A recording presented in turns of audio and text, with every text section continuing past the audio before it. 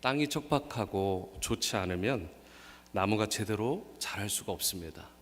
하지만 물이 풍부한 시냇가에 나무가 심겨지게 되면 잎사귀도 푸르게 되고 시절을 쫓아 과실을 맺을 수 있게 됩니다. 우리에게 주어진 어떤 조건이나 외적인 환경도 어느 정도는 필요할지 몰라요. 하지만 더 중요한 것이 있습니다. 그것은 여러분과 내가 바른 곳에 심겨지는 것입니다. 이인호 목사님의 책 버려진 게 아니라 뿌려진 것이다에 보면 이런 스토리가 나옵니다. 이분의 아버지에 대한 스토리로 시작을 하는데, 아버지는 새벽 5시에 일어나자마자 TV를 켜셨고, 저는 말씀 묵상을 하기 위해 일어나자마자 학교 도서관으로 갔습니다. 새벽마다 도서관에 가서 경건의 시간을 가졌습니다. 방학 때는 조용히 기도하고 말씀 묵상할 곳을 찾는 것이 중요한 일과였습니다. 그렇게 주님과 함께하면서 이전까지는 어려움이 끊이지 않던 저희 가정이 평안이 넘치기 시작했습니다. 동생들도 제자 훈련을 받으면서 믿음 안에서 자라기 시작했습니다. 그러다가 제가 군대에 다녀오니 집이 너무나 황폐해져 있었습니다. 오히려 그때에 저희 영적인 상태가 좋지 않다 보니 오히려 멀리 떨어져 계시던 부모님 사이에 갈등이 빚어졌고, 여동생의 대학 자퇴가 있었으며 남동생은 사춘기로 인해서 심하게 방황하는 듯 가정이 너무나 어두워져서 저는 다시금 그때 회개하며 주님께 간절히 무릎 꿇어 기도했습니다. 그랬더니 놀랍게도 가정이 조금씩 회복되는 것을 느꼈습니다. 그렇구나, 주님과 함께하는, 주님 안에 거하는 그리스도인 한 명이 진정 모두를 형통할 수 있게 하는구나. 저는 바라기로 여기 있는 여러분과 제가 이러한 한 사람이 될 수 있게 되기를 축원합니다. 하나님 앞에 기도의 무릎을 꿇음으로 말미암아 하나님 앞에 철저히 거하는 인생이 됨으로 말미암아 나도 복되지만 우리가 속한 가정과 교회와 직장과 삶의 모든 터전과 나라와 민족과 열방이 복을 누리는 그 시작이 주님께 거하는 우리의 무릎으로부터 시작될 수 있게 되기를 축원합니다. 많은 그리스도인들의 문제는 실제 삶에서 주님과 동행하지 않는 것, 주님 안에 거하지 않는 것에서 생기는 것입니다. 우리가 주님 안에 거하며 성령 충만한 삶을 살게 되면 사실 풍성한 열매, 풍성한 은혜가 절로 생기고 부흥의 열매가 맺어지기 마련입니다. 그런 의미에서 프레션 가족 여러분, 이인호 목사님의 고백과 같이 우리가 주님 안에 거하는 것, 이 부분에 집중할 수 있게 되기를 바랍니다. 그것에 따라 우리가 성공자가 될 수도 있고 실패자가 될 수도 있는 것입니다. 엄밀히 따지면 기도의 성패도 사실은 기도 자체가 중요하기보다는 내가 주님 안에 거한 상태에서 드리는 기도가 파워풀한 기도, 응답받는 역사의 기도가 일어남을 믿으시기 바랍니다. 2024년 사순절 기간을 여러분과 제가 지나고 있고, 다음 주면 패션위크 고난주간인데, 이때를 맞이하는 이 중요한 시점 가운데 혹 여러분의 인생 가운데 내가 느낄 때 내 인생이 너무나 메말라간다, 너무나 내 인생이 피폐해져 가고 있다라고 느낀다면 여러분의 삶의 뿌리를 현재 어디에 내리고 있는지 이 부분을 잘 점검해 볼 수 있게 되기를 바랍니다. 아무리 많은 것을 내가 가지고 소유하고 있더라도 예수님 안에 내가 거하지 않으면 인생이 갈수록 메마르고 시들시들해질 수밖에 없는 것입니다. 반면에 우리의 인생의 주관자가 되시고 생명의 주권자가 되신 예수님 안에 거하게 되면 상황과 형편이 어떠하더라도 반드시 번성하게 되는 것입니다. 이와 같이 예수님 안에 거하는 삶이 너무나 중요한 것이고, 그것이 우리의 기도의 성패를 좌우하는 것인데, 어떻게 할 때 우리가 예수님 안에 거하기 위해서 과연 우리에게 필요한 것이 구체적으로 무엇인지 이 부분을 두 부분만 짧게 나누고자 합니다. 첫 번째로, 여러분과 제가 예수님 안에 거하려면 예수님께 잘 붙어 있어야 돼요. 딱 붙어 있어야 됩니다. 저를 따라해 보시죠. 딱 붙어 있어야 된다. 네, 반응이 좋으시니까 너무 좋네. 한 번 더 하고 싶네요. 딱 붙어 있어야 된다. 여러분, 우리가 주님께 붙어 있는 것이 너무나 중요해요. 그냥 붙어 있으면 안 되고요. 하여튼 딱 붙어 있어야 돼요. 4절 말씀을 보십니다. 같이 한번 읽어봅니다. 시작. 내 안에 거하라. 나도 너희 안에 거하리라. 가지가 포도나무에 붙어 있지 아니하면 스스로 열매를 맺을 수 없음 같이 너희도 내 안에 있지 아니하면 그러하리라. 여기에 보시면 내 안에 거하라. 나도 너희 안에 거하겠다라는 말씀이 있잖아요. 이것은 주님과 여러분과 주님과 내가 잘 연결된 모습을 설명하는 것이죠. 4절 말씀을 주의 깊게 다시 보시면 이것을 포도나무에 잘 붙어있는 가지의 비유를 했잖아요. 예수님께서는 생명의 원천이 되시기 때문에 예수님, 생명의 원천이 되신 그 예수님께 여러분과 제가 딱 붙어 있어야 되는 것입니다. 떨어지면 곤란해요. 만약 생명의 근원이 되신 예수님께 붙어 있지 않으면 어떻게 돼요? 성경은 그렇게 얘기합니다. 우리 인간은 살아있는 게 아니라 죽어 있는 것이다. 말씀에 따르면 우리는 태어나는 순간에 영적으로 죽은 상태로 태어나잖아요. 일종의 성악설입니다. 죄로 말미암아 하나님과 단절된 상태에서 태어나는 거예요. 그래서 우리가 비록 숨은 쉬고 있지만 목숨은 살아있는지 모르지만 사실은 영적으로는 죽은 존재죠. 많은 분들이 목숨이라는 것과 생명이라는 것을 잘 구분하지 못하는 경향이 있습니다. 목숨이라는 것은 헬라어로 보면 비오스예요. 여기서 나온 단어가 바이올로지, 생물학입니다. 그러니까 비오스라는 것, 목숨이라는 것은 생물학적인 관점에서 접근을 해야 되는 것입니다. 여러분이 무언가를 먹고 자고 또 누리면서 여행도 하고 살아가는 모든 것들은 사실 나의 비오스, 목숨에 관련된 것입니다. 하지만 여기서 질문이에요. 내가 과연 비오스가 있다고, 목숨이 살아있다고 해서 내가 생명마저 살아있는 것일까? 내가 살아있다라고 말할 수 있을까? 성경은 그렇게 말하지 않습니다. 숨은 붙어 있더라도 생명은 없을 수 있는 것입니다. 그렇다면 참된 생명은 어떻게 얻어지는 것일까? 여기에서 생명을 의미하는 단어는 헬라어로 조에라는 단어입니다. 비오스와 조에는 다른 관점에서 접근을 해야 돼요. 그런데 조에라는 단어는 예수님과 연결되어 있을 때, 우리 하나님과 딱 붙어 있을 때, 그때 비로소 주어지는 것이 조예요. 그래서 오늘 성경과 같이 예수님과 단절되어 있으면 조예가 없는 거예요. 하지만 예수님께 딱 붙어 있으면 우리는 조예, 생명이 있는 것입니다. 여러분과 제가 예수 그리스도를 만나야 될 이유가 여기에 있는 거예요. 그분 안에 거해야 될 이유가 여기에 있는 것입니다. 바로 예수 그리스도 안에 거할 때 그때 조예, 참된 생명이 주어지게 되고 그때부터 나의 인생의 AD가 시작되는 것입니다. 이와 같이 우리가 생명을 얻고 누리며 살아가려면 반드시 예수님께 붙어 있되 딱 붙어 있어야 되는 것입니다. 절대 떨어지면 안 되는 거예요. 성경은 분명히 이야기를 합니다. 여러분과 우리가 스스로는 열매를 맺을 수 없다. 스스로는 열매를 맺을 수 없어요. 내가 내 스스로 무언가 열매를 맺을 수 있다고 생각하는 것이 1%도 있다면, 1%만이라도 있다면 그 사람은 엄밀한 의미에서 진정한 크리스천이 아닙니다. 예수님 없이는 난 아무것도 할 수 없다는 거죠. 포도나무와 과지의 관계를 볼 때 아무리 가지가, 브랜치가 대단해 보여도 가지 자체만으로는 열매를 맺을 수 없는 것입니다. 가지가 아무리 굵직하고 위대해 보여도, 가지가 아무리 재단에 노력을 한다 해도 스스로 열매를 맺지 못한다고요. 가지는 반드시 그 역할이 뭐예요? 포도나무에 붙어 있어야 되는 것입니다.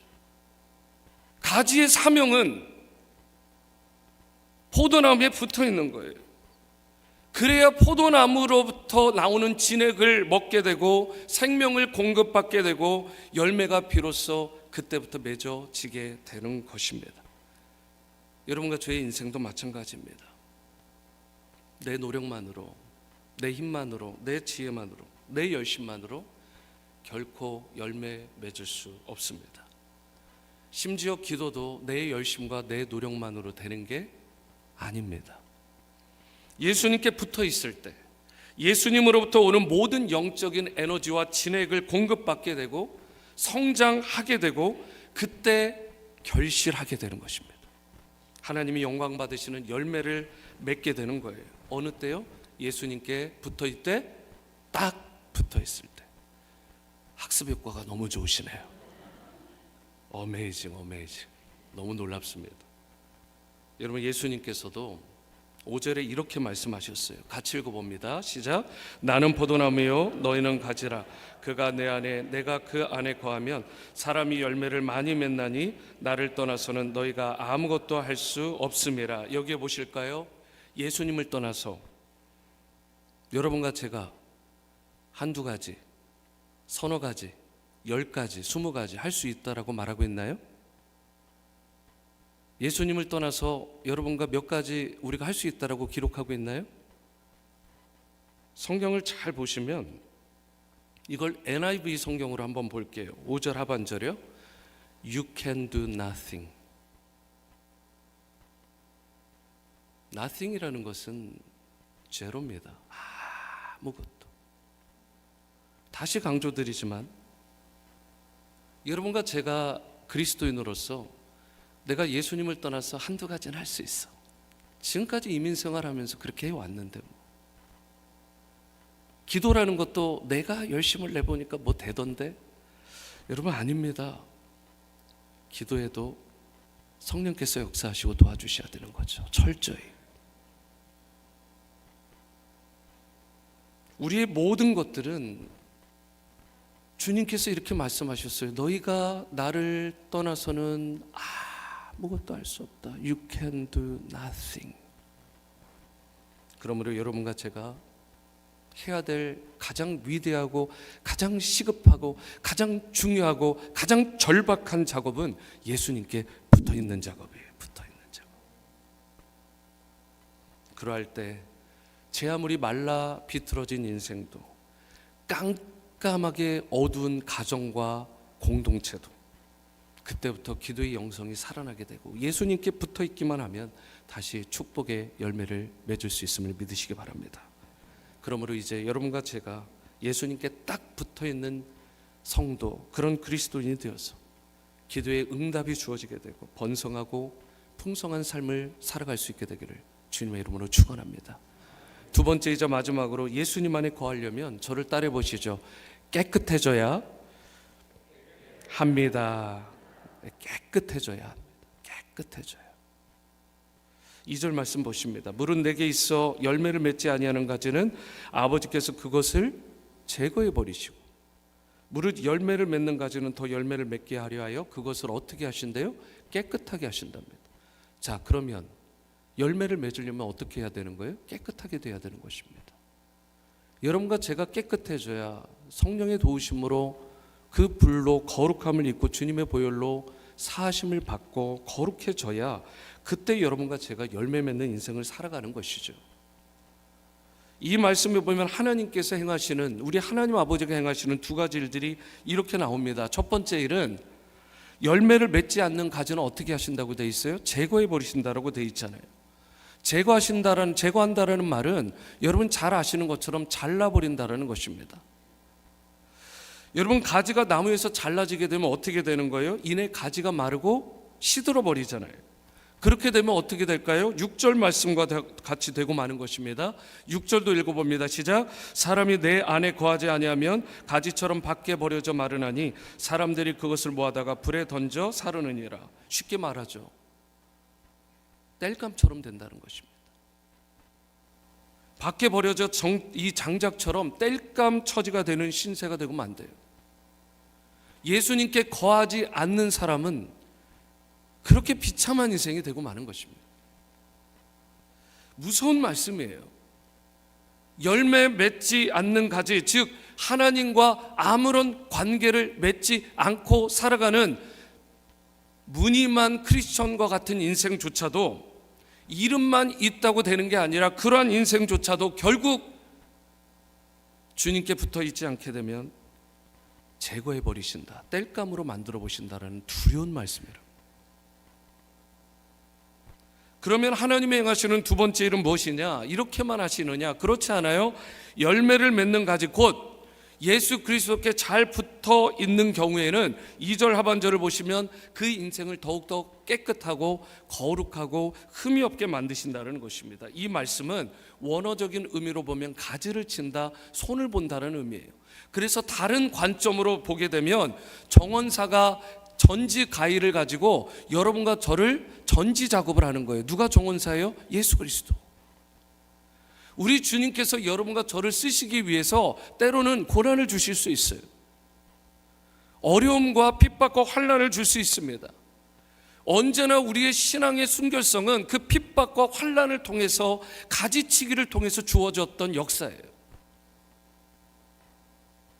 신사참배에 굴하지 않고요, 6.25 전쟁통에 공산당에 무릎 꿇지 않고요, 그 수많은 핍박과 환난 가운데서도 지하교회를 통해서 지금도 믿음의 그 순결함을 유지하고 있는 북한 지하교회 성도들, 중국 지하교회 성도들, 언제나 핍박과 환난이 임했을 때 그 교회는 순결함을 유지했고 그 성도는 더욱더 위대하게 세워졌다는 사실입니다. 그렇다면 여러분과 저에게 나오는 질문이 이것입니다. 주님이 가지치기를 할 때, 전지 작업을 할 때 여러분 아프다고 버팅겨야 돼요? 하나님이 이거 싫어요, 왜 이렇습니까? 라고 불평과 원망만 해야 될까요? 아니잖아요. 하나님께서 우리의 육신을 칠 때는, 우리에게 가정적으로 조금 어려움을 줄 때는, 나에게 있는 학업을 막거나 직장 생활에 어려움을 주고 비즈니스에 사인을 줄 때는 무언가가 있는 것입니다.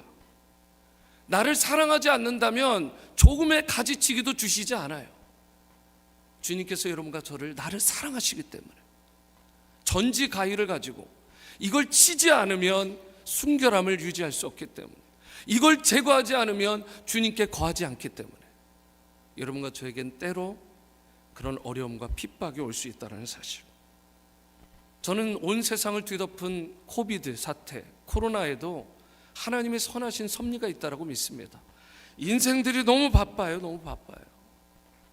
크리스찬들도 너무 바빠요. 너무 바빠요. 더 바쁘니까 기도해야 되는데 바빠서 제일 먼저 줄이는 게 기도의 무릎 아니었어요? 코비드 사태조차도 여러분 가장 어려워지니까 줄였던 것이 선교 후원금 아닙니까? 솔직히 우리가 정직해지자고요. 어려우면 기도 안 하고, 재정적으로 교회가 어렵거나 성도에 어려우면 가장 먼저 줄이는 게 선교헌금이라면 우리 가운데서 어떤 거룩함과 순결한 열매가 맺을 수 있겠습니까? 아프니까, 바쁘니까 기도의 무릎을 꿇어야 될 줄로 믿습니다. 어렵고 힘드니까 내 주머니를 털어 교회의 모든 것들을 집중해서 선교에 집중하는 그러한 공동체로 세워 가야 될 줄로 믿습니다. 오늘날 현대인의 삶을 보면 너무 바빠요. 너무 바빠요. 저는 2017년까지 산호세 캘리포니아에 있었습니다. 연봉을 보통 20만 불, 30만 불씩 받아요. 물론 그래도 집 하나 마련하기가 쉽지 않습니다. 얼마나 열심히들 살아가는지 모릅니다. 구글이나 애플이나 페이스북과 같은 정말 세계적인 회사에 들어가 보면 안에 구내식당이 너무 잘 돼 있어요. 왜 만들어 놨을까요? 밖에 나가서 밥 먹고 웨이스트 할 시간 줄여서 안에서 밥 먹고 열심히 일하라는 거예요. 여러분 착각하면 안 돼요. 통근버스에 와이파이가 깔려 있어요. 한국에서 너무 부러워하더라고요. 직장인들이. 야, 대단하다. 그런데 통근버스에 오르는 순간 다 컴퓨터를 켜고 작업들을 하고 있어요. 세상은 그렇게 우리를 몰아갑니다. 속으면 안 돼요. 열심히 하는 것과 너무 바빠서 기도할 시간이 없고 주님께 거하는 시간이 없는 것은, 여러분 이건 다른 이슈입니다. 여러분과 저의 삶에도 하나님이 가지치기 할 때가 옵니다. 그때 우리는 어떤 마음의 자세를 가져야 된다고요? 왜 나를 치시냐고, 왜 나를 아픔을 주냐고 원망하고 의심하지 마시고, 그럴 때일수록 오히려 주님 앞에 더 신실하게 어바이딩, 붙어있는 여러분과 저의 삶이 될 수 있게 되기를 바랍니다. 그때 주님께서 저와 여러분들의 삶을 더 거룩하게 하시고 새롭게 하시고 앞길을 형통하게 하시는 것입니다. 7절 말씀 다 함께 읽겠습니다. 시작. 너희가 내 안에 거하고 내 말이 너희 안에 거하면 무엇이든지 원하는 대로 구하라. 그리하면 이루리라. 많은 사람들 아멘 하는 부분이 어딘지 잘 점검해 보세요. 뒤에 말씀 볼까요? 무엇이든지 원하는 대로 구하라. 그리하면 이루리라. 너무 달콤하지 않아요? 이야, 너무 좋다. 구하면 되는구나. 그런데 우리는 성경을 볼 때 습관적으로 다시 제 습관을 만들어야 될 게 있어요. 그게 뭐냐면 일종의 if절입니다. 앞쪽에 있는 조건절이 내가 해야 될 일이에요. 내가 집중할 건 앞부분이에요. 뒷부분은 하나님이 해주실 부분입니다. 앞부분이 뭐예요? 같이 한번 읽어봅니다. 시작. 너희가 내 안에 거하고 내 말이 너희 안에 거하며. 거기까지. 성경을 볼 때 앞으로는 여기를 보셔야 돼요. 너무 뒤쪽에 매료가 되겠죠. 아닙니다. 이제는 한 단계 성숙한 신자답게 우리가 앞쪽에 매료되고 앞쪽에 집중해서 주님의 뜻을 이루는 기도자들이 될 수 있게 되기를 바랍니다. 여러분, 이것이 기도할 때 경험되어지는 부분이에요. 류시와 시인의 책에 보면 이런 내용이 있습니다. 의미가 있는 내용인데 마지막으로 이 말씀을 맺고 오늘 귀한 이제 기도의 시간으로 들어가야 되겠죠. 여러분, 류시아 시인의 책 그 부분에 보면 2장 안쪽에 소가 안전하다고 느끼는 장소가 있다고 그래요. 그 장소의 이름을 쾌렌시아라고 부릅니다. 놀라운 것은 이 소가요, 숨을 고르는 공간이에요. 투사에게 막 쫓겨다니는데 그 쾌렌시아라는 곳이 어디인지를 이 소가 찾아요. 본능적으로 찾는답니다. 그래서 그 공간을 딱 찾을 때 자기가 안정감을 느끼고 이 소가 거기서 충전을 받는 거예요. 리차지를 받는 거예요. 그래서 이분의 책에 따르면 쾌렌시아에 있을 때 소는 말할 수 없이 강해져서 쓰러뜨리는 것이 불가능하다, 이렇게 되어 있어요. 그러면 투사의 역할은 뭐예요? 이 쾌렌시아로 소가 가지 못하도록 막는 거예요. 그러면 투사를 이기는 것입니다. 여러분, 굉장히 의미 있는 글입니다.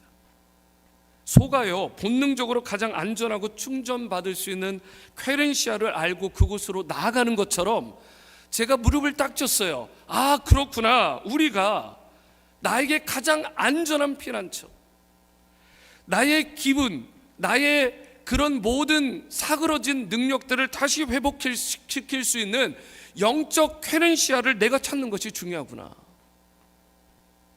그리고 그 쾌렌시아가 궁극적으로 누구예요? 우리 주님의 품 아니겠어요?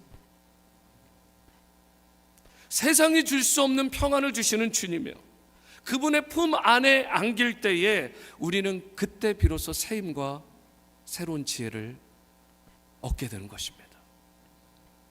우리의 대적 마귀가요, 우는 사자와 같이 두루다니며 삼킬 자를 찾는다 했는데 사실은 한 단계 더 들어가 보면 여러분과 제가 쾌렌시아를 찾는 것을 막는 게 사탄의 아주 중요한 임무 가운데 하나예요.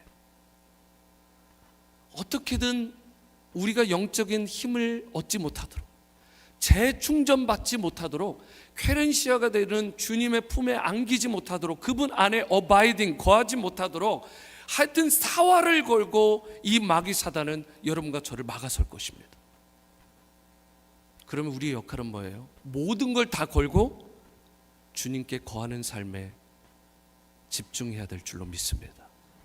하루 24시간 동안 주님께 집중하고 주님께 거하는 그 삶을 여러분과 제가 살아갈 때 그분 앞에 쾌렌시아 대신 우리 예수 그리스도 안에 거할 때에 여러분과 저는 무적이 되는 줄로 믿으시기 바랍니다. 시편 말씀 16편 12절은 다 함께 마지막으로 읽습니다. 시작. 내가 여호와께 아뢰되 주는 나의 주님이시오니 주 밖에는 나의 복이 없다 하였나이다. 축복의 근원이시고 생명의 근원 되신 예수님을 그러므로 여러분과 제가 깊이 만날 수 있게 되기를 바라고, 그분 안에 항상 거하는 여러분과 제가 될 수 있게 되기를 바랍니다. 다윗처럼 순전하게 하나님을 구하는 그러한 최상의 기도, 최상의 기도는 뭐라고요? 하나님을 구하는 거예요. 최상의 기도를 올리는 여러분과 제가 될 수 있게 되기를 바라고, 그래서 다윗에게 하나님께서 왕위도 주시고 필요한 모든 것도 넘치도록 공급해 주셨듯이 여러분과 저의 일상에 필요한 모든 것들이 공급받아질 뿐만 아니라 여러분의 기도가 닿는 모든 현장마다, 그것이 가정이든 직장이든 교회 공동체이든 이 사회의 모든 열방과 민족까지 다 치유되고 살아나는 놀라운 역사가 여러분과 저로부터 일어날 수 있게 되기를 주님의 이름으로 축원합니다. 기도하십니다. 사랑과 은혜의 주님, 주님 안에 거하는 것이 우리가 기도자로 살 때, 크리스천으로 살아갈 때 가장 최우선 과제인데, 혹시라도 그동안 이 부분을 등한시하고 살아갔다면 용서해 주시고, 오늘 이 기도회를 통해 다시 한번 Abide in Jesus Christ, 예수 그리스도 안에 거하는, 그래야 주님으로부터 새로운 생명과 지혜와 능력을 얻고 세상이 감당 못하고 마귀 사탄이 흔들어 놓지 못하는 강력한 기도자들로 승리하며 살아가도록 은혜를 베풀어 주옵소서. 존귀하신 예수님의 이름으로 기도합니다. 아멘.